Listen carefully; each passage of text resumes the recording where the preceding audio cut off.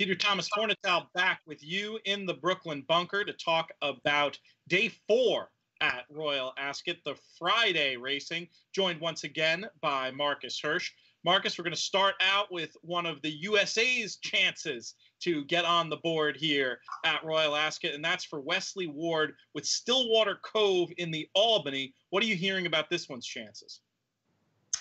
Well, I mean, Wesley speaks highly of her.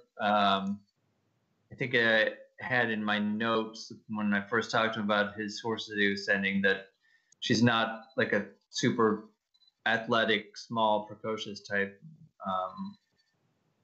which is good because, you know, you want to have a horse that can stay on a little bit in these races, especially this one is 3/4. She's a better price overseas, at least, than like some of those other horses, 2-year-olds. I don't know. She'll probably, you know, you're going to get a worse price banning her through the tote system in North America. But you know, Aidan O'Brien's got the 2 early favorites for this race, Fairyland and Just Wonderful. Both of whom have done well on kind of the fast ground they're supposed to get on Friday. I would rate both of them a chance, but this horse could break through for Wesley. What are your feelings about her? Well, just what I've heard, basically, Wesley seemed unhappy with the ride the first time, seemed to think that this one is not all about hit the gas and hang on as much as she is more of a striding out type who, ridden a little more efficiently, might show a little bit more. And the buzz, at least, around her morning work has been very positive coming in, even relative to the team before they headed over to Royal Ascot. So this is one I might be taking at least a small shot with in the Albany. Let's move on, though, to the sort of joint Group 1 features on the card, starting out with the Commonwealth Cup. Did you have a view in this race, Marcus? We got Equilateral coming in as the favorite, coming out of that big win at Doncaster. Yeah, I mean, I would prefer Sioux Nation in this race to Equilateral. This horse ran really well over the course at Royal Ascot last year. What did he win? He won the Norfolk Stakes. He's a fast ground kind of horse who, you know, I think if you draw a line through the races where he's been on softer turf, his form looks pretty strong. And, you know, Equilateral was obviously brilliant, you know, at Doncaster last time, taking a big step up in class. I mean, not getting much of a price considering the rise in class, but the jockey, isn't James McDonald riding that horse? He had a winner today. I think his first winner at Royal Ascot. So yeah, that's an interesting race. We got an American horse too for Todd Fletcher, Gidu. I mean, I think he's got a lot to find to have much of a chance at all. Yeah, seems like might be up against it against some of these tough ones. One I would throw out there as a potential long shot to include or bet at a price is Speak in Colors, who was beaten last time by Sioux Nation, but had a little bit of an excuse. My friend Rob Dove, one of the top 10 pro punters in the UK today, reported to me that there was a significant headwind that day, and Speak in Colors did not get cover.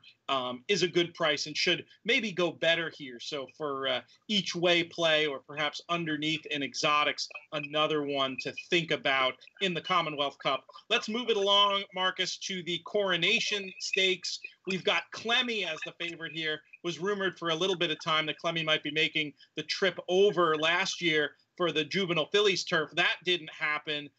She certainly looks excellent on her 2-year-old form, but maybe has a little bit to prove at this point. What was your view on her and the rest of this group? Yeah, I mean, I wouldn't want Clemmy at the price she's being offered right now. She's 7-2, I think, overseas. And she was a really kind of a talking horse early last year, but yeah, things went amiss at the end of the year. She had some sort of thing that, you know, precluded traveling, and then, yeah, maybe she needed her first start back.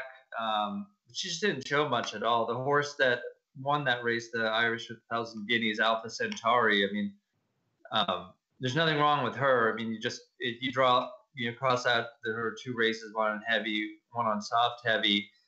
That was the last start at 2, first start at 3. She is she's got some strong form, but you know, Billiston Brook is a little bit interesting. I think too. She was 66-1 when she won the English 1,000 guineas, and so you might think that was one off, but she's gone well when it's fast ground. And then the horse that was second, length and 3/4 behind her, Newmarket Lawrence, she definitely flattered Billiston Brook by coming back to win the Prix de Diane last week, although that wasn't an especially strong edition of that race. But there are a lot of good horses in this race. It's a pretty interesting edition of the Coronation. Absolutely. We've got some video of that Irish 1,000 you mentioned where Alpha Centauri was so impressive. I agree with what you said there. Back on track for her, and just looks like one who needs the firm ground that she's going to get. This was the other one rated pretty highly on the clock and by sectionals. And another point about Billiston Brook, they did have to supplement for the race. I mean, I think there's nothing perfunctory about this. They certainly think they've got a filly who can win. And while I think there might be maybe more market support than is deserved for one that maybe you wanted to have last time, certainly one to pay attention to, and one of the great stories, as you indicate, in this year's Coronation. Any other thoughts from you, Marcus? We're filming these out of order, so this is our last chance sort of to sound off on Royal Ascot for this year. Any other thoughts on any of the USA runners or any other aspect of this year's Royal Ascot Festival? Well, I mean, so far, like the Indiana bred has been the star of the U.S. show. Ruggiero ran really well in the King's Stand.